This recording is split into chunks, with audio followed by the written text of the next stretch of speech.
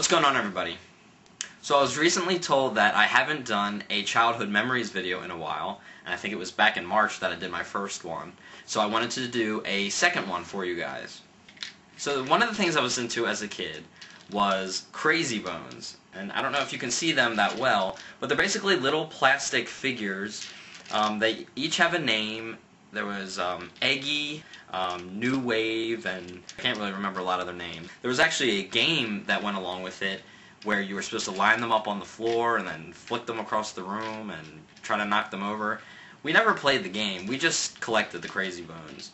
And I remember this being a very short-lived fad because just me and some friends in my neighborhood actually got into Crazy Bones. And I remember we would go to a store called Zany, Brainy, which now is closed.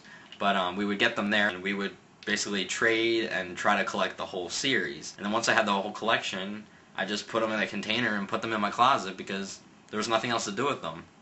And I still have them today, and I'm not sure why. I guess I kind of want to keep some old stuff from when I was a kid, maybe just to show my kids one day.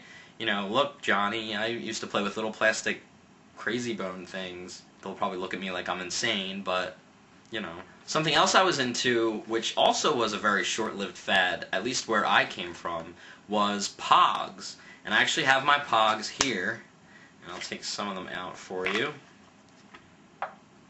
Now, Pogs were basically circular cardboard discs, I guess you'd call them, and they'd have a picture on the front.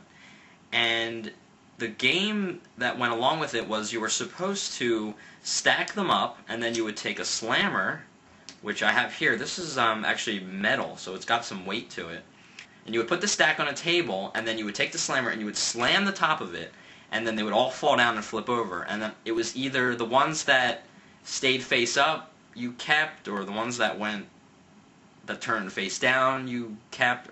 I don't even know the rules because, again, I never really played the game. For someone, Pogs could have been huge for years at their school, and for me it wasn't really that big. They even came out with a Pog maker, which I have here.